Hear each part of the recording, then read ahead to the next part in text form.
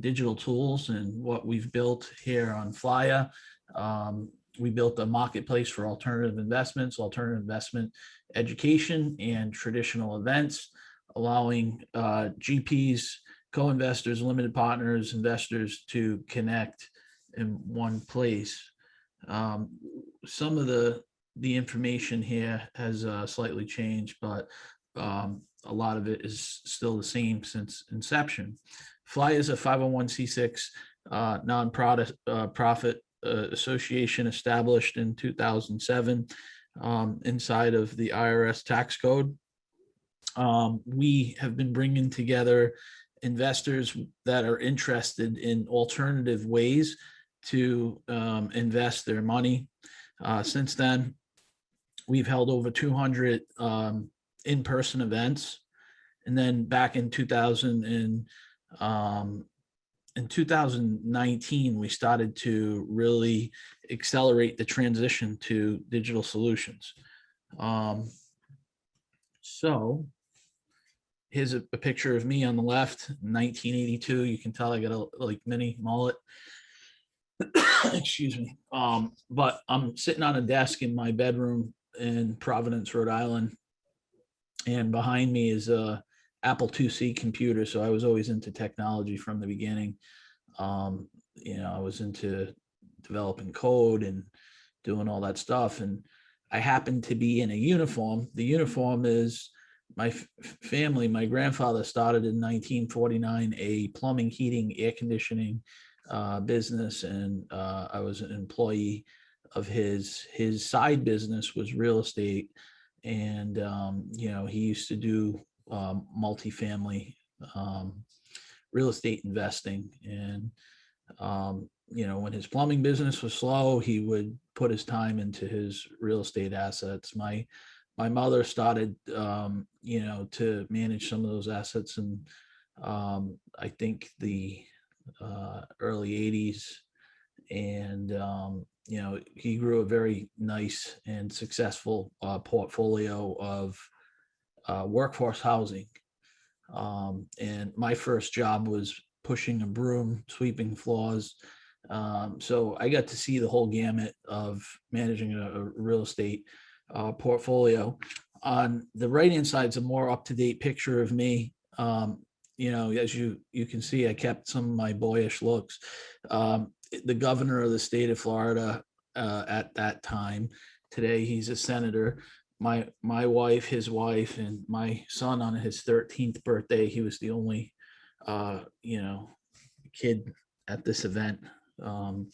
So the reason that Governor Scott and I met is because I started a lobbying effort back in 2010. The lobbying effort was around the proper allocation of pension fund assets from the Florida State Board of Administration, which is the third largest public pension fund in the United States. At the time, it had $165 billion worth of assets. Today, it's over $220 billion. The way the market's going, I haven't checked in a couple of months, but it's probably like 230 or something today.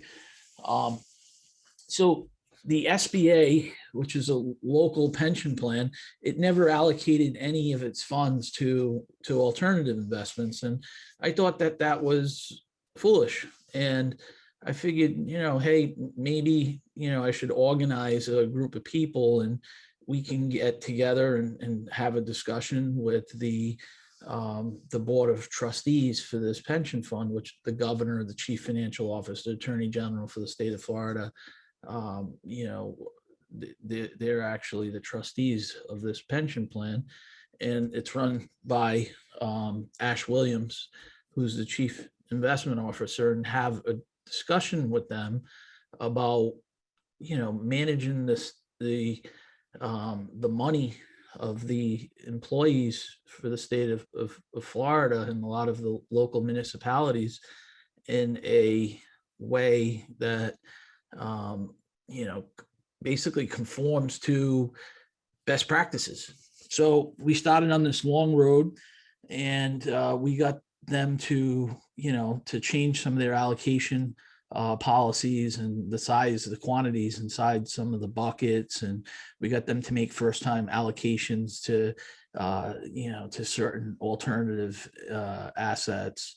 So they formed this bucket, which they labeled as the strategic investment bucket. And inside that bucket, they put in real estate, private equity, timber investments, hedge funds, venture capital, and that bucket, the target for this bucket was like somewhere around 17.5% at that time, which 17.5% of $160 billion is quite a lot of money to go into alternative investments. So, but the state didn't have the ability to allocate those funds into this bucket. So we sponsored a piece of legislation, and, it was through this effort that we were helping to get over $15 billion of capital to go into the alternative investment community. Now, that's a really long story. It was that story, though, that gave us the foundation, the basis to attract world-class, ideas into our platform, and world-class institutions and investors. So, through the years, we took our we took our work with MIT's investment management company in setting up meetings for them to look at alternative investment fund managers. We took that and digitized it, which that's the crux of the conversation today.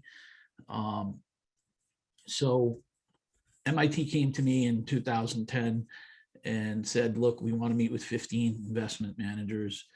So this organization was called the Florida Alternative Investment Association at that time, and it was a Florida story. So we started to help MIT find Florida-based managers, and then through a process that we built alongside of them, in which they gave us the mandate that they were looking for. We advertised it without anybody knowing who it was that was looking, and then we took in, pitch books, DDQs, one pagers, presentations. We took in this information, we warehoused it in a safe storage spot. We took the data from these different items that were submitted. We standardized it inside of our database. We gave them access to the database where they could go through and review and see who was interesting and fit within the model. We built a rubric that actually scored all the submissions. It was a very interesting rubric. One of the board members of FLAIA, Dr. Rainford Knight, he has a PhD in finance. He actually built this scoring system. It not only looked at performance, it looked at performance versus stated benchmarks. It looked at operational issues. It gave people, a holistic view on where FLAIA thought this firm stood. The organization today has over 14,000 members located all over the world. So this Florida story was rebranded in 2019 from Florida Alternative to FLAIA. And we'll get to FLAIA in one second, but basically we use the word today as a noun. It's basically articulation of a strategy performance team. It's an investment strategy performance team. And we have managers. We're agnostic to size. We're agnostic to length of track record. We've been agnostic to the types of investors. We have everybody from high net worth, foundations, endowments, pension funds, pension fund consultants, family offices, and even sovereign wealth funds. We're agnostic to whether it's a deal or a fund, agnostic to length of track record. Could be a completely new person with a new fund or a new product. It could be a company. like the one that just presented last with Charles and Vashi. This is an emerging company. This is a direct investment into a business, and he's revolutionizing that specific business. And I was smart enough to actually get a chance to meet with Vashi and learn about what he's doing. And I see the financials, I see their management team, and I think he's got an exceptional idea. Now we have people in the AI, blockchain, cryptocurrencies. When they started with us, they were very small. They were $200-300 million of assets under management. Today, those people have 20 billion, $40 billion. So we have a long history of bringing really good people together. And those of you that know us and follow us for a long period of time can vouch for that. So I guess our key ingredients are integrity, honesty, trustworthiness. And there's a lot of things that go on from having a neural network that stretches all over the world, where you can assemble different types of data points. But personally, I started to allocate to outside money managers 20 years ago. I have that experience before I have my own personal investing experience. I was good at that. That's what I started out doing at UBS. And I took that experience and turned it into a platform. And I'm giving you all of these tools to go out and do your due diligence and build your own neural network inside of our community. So we hope that you really enjoy it. Here is some data on the breakdown of the organization today. At one point, these numbers were significantly different.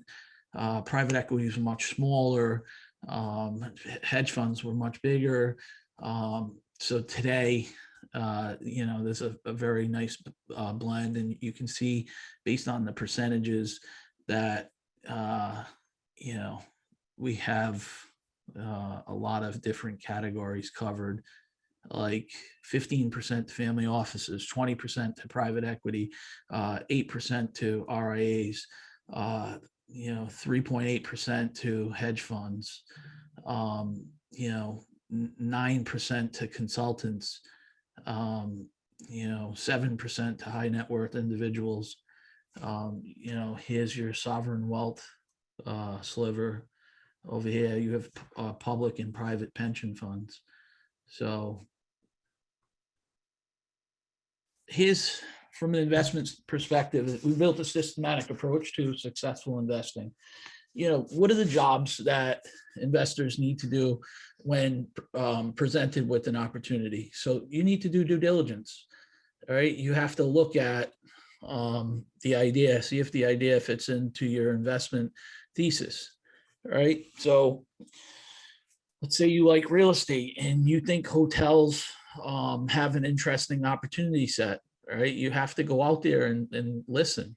The best way to do that is to find professionals that can deliver that content to you in the comfort of your home and office. We at FLAIA don't think the world's going back to normal. We don't think it's going back to, hey, we're going to go to these large conferences. And, we do see some demand for that type of stuff.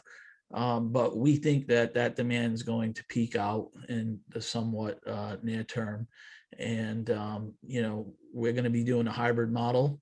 But the content that we host, the content that we promote and we publish on the FLAIA platform is it's invaluable. So if you're invested in the space already, you can hear from people that are not your investment managers on what they think about the asset class. So that's one obvious reason. That's one role, one function that you can go and perform through going to our content, going to our events, whether it's a conference or an educational webcast on a specific topic. When times are normal, we do private investor dinners where we bring together 25 investors with 4 investment ideas, and the investment ideas the presenters present, and the investors crowdsource the idea. They basically ask the questions, and they leverage off of one another's questions to really hone in and do proper and quick group due diligence. On the digital side, we have a secure data room. All right. So inside of that secure data room is the ability to host all of the documents, from very, very plain stuff through subscription documents, everything from a newsletter or a one-page tear sheet through an offering memorandum, through really super private information that you wouldn't want to get out to the world. So we have a marketplace on the FLAIA platform. It's behind a secure wall. It's fully compliant with SEC, FINRA rules and regulations when it comes to offering different types of securities, which is really, really nice. That data room also allows the digitization of subscription and offering materials. It gives you, the investment manager, or you, the investor, the ability to sign and countersign documents with complete automation through the site, and that's made possible through DocuSign, but it's integrated inside of our platform. It's a very, very interesting, platform. You can go back and look at what the investment manager has been talking about. You can go back and look at transcriptions of their past speaking events, right? So as an investor, you take in the story and you look at it and you see how consistent it is over time. If their story breaks down over time, you ask questions why. People are free to change their minds. They're able to change their investment strategies, but some red flags come up when you see a guy who's doing gold mining today, and then the next day he's drilling for oil. Right? You got to ask yourself, why is there style drift in this guy's strategy? But maybe he's looking for gold today, and maybe tomorrow he's looking for gold and platinum metals, and you may ask a series of questions like, why did you get into this space? How did you get into this space? Why weren't you in it in the past? So the whole idea here is, as an investor, you can go into the investment managers and you can look at how their story either stays the same or it changes over time. And that is an invaluable service. The most astute, most sophisticated investors on the planet use that process. They log the meetings, they log the answers to the questions, they review the questions in 6 months, in 3 months, in 2 months, in a week, right? If they find somebody and their strategy interesting, it may not be right for them today, but they take really, really good information in, and then they test it tomorrow. All right. I've sat through 20,000 of these presentations. So the platform is an open marketplace, which makes us different than our competitors. Competitors want to list their own products. They want to list people that, they take incentive fees from. We don't do any of that stuff. We do deliver the content in a lot of different forms and fashions via the platform. We do use some AI and some machine learning to match the preferences of the user on the platform with the actual deal and the way that the deal is structured. We love to curate investment ideas, and we love to deliver to them on time. So if you look, we had an ABC forum. That forum took place on February 4th. And last year we had ABC forum, and we did some ideas in the crypto space. Those ideas worked out really, really nicely. And that was very timely. Timely doesn't always transition into a lot of attention. Sometimes the general public is behind the curve in finding the best ideas.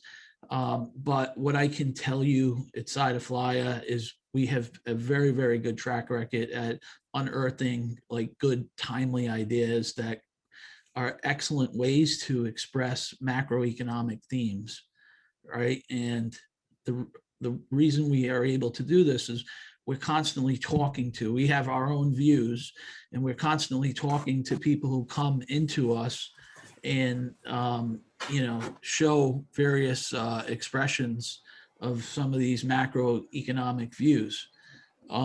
So listening to 20,000 people discuss their strategies performance team, I've become pretty efficient at like ferreting out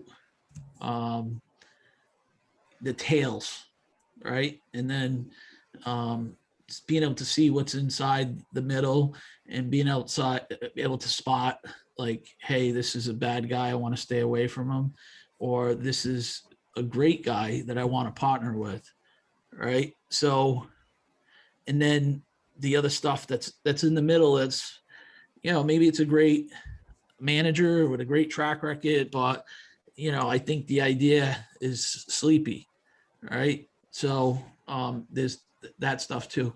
By the way, this platform handles all types of structures, and it handles all types of liquidity profiles. It does everything from ETFs through permanent capital structures.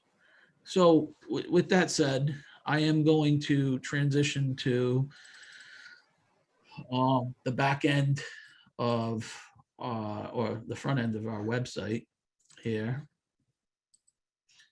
and hope you can see that. So this is the new FLAIA site.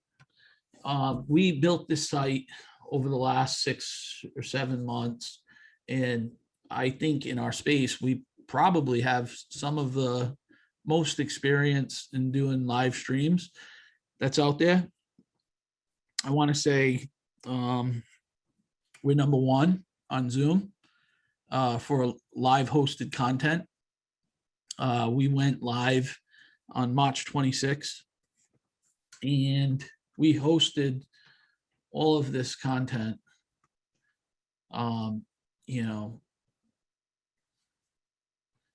So we've done over 250 hours of live digital events, which in the world of digital is actually pretty significant. Here are our upcoming events. We have Croatan, they're in the multifamily space, direct bullion doing gold and silver, real estate direct lending part 3 is coming up on June 4th. On August 12th, we have our ABC forum again, AI, blockchain, cryptocurrencies. And this real estate event that my speech is part of today is happening 10 times in 2021. It happened 9 times in 2020. So, we took an event that we hosted twice a year, once in New York, once in Florida, and we digitized it on March 26, 2020. And then we ran it every single month with the exception of August from then on in 2020. So if you go to the site, you can look at all the speakers at these past events, right? You can dig in to all the content on the site, and you can watch the videos. You can listen to what they have to say. You can look at people's profiles. You can view all of the videos and download the attachments if they have attachments on there, right? So you just got to go to events.flaia.org, sign up.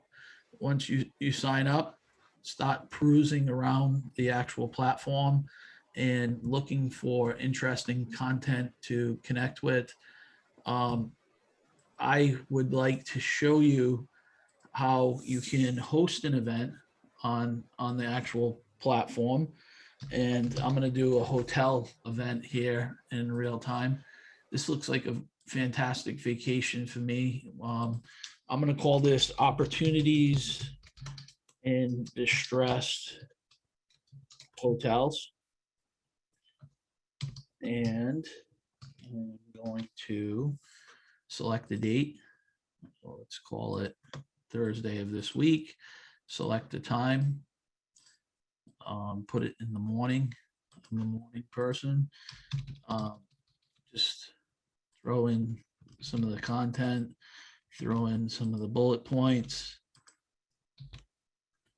I'm going to put some popular and unpopular people on this panel, right? Because it's excellent getting controversy and drama into the mix, as a lot of you already know. I'm going to throw myself in there. Can't forget Jay Money. Throw some Kevin in there, the Rainmaker, and then I'm going to save this thing.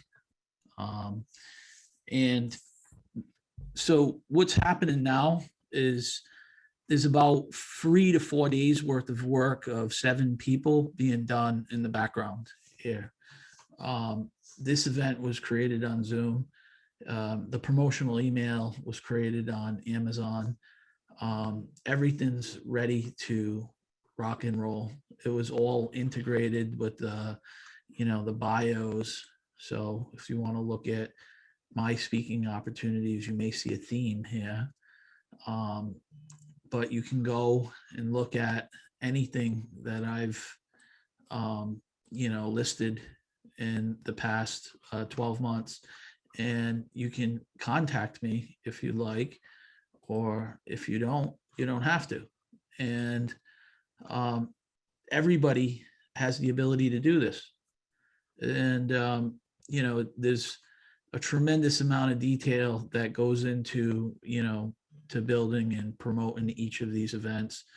And what I did is basically, last summer, it was taking us 3 to 4 days and an entire team to do. I just did it in 3 to 5 minutes. So I'm out of time. So I'm going to shut up.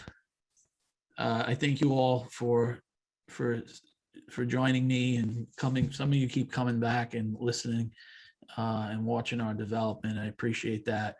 I do have a shameless plug. My kids think that I'm a loser because my YouTube channel only has 100 followers and over 200 hours of content. So for those of you that don't follow FLAIA and subscribe to our channel on YouTube, it's actually the place that gets the videos first. So please sign up on our YouTube channel, and it would be even better if you sign up and then actually engage with some of the videos and post content on the YouTube channel. So instead of me being a loser at home, you'll be actually helping me to win with my kids that are not even millennials. They're in the Z generation. So I'm going to turn it over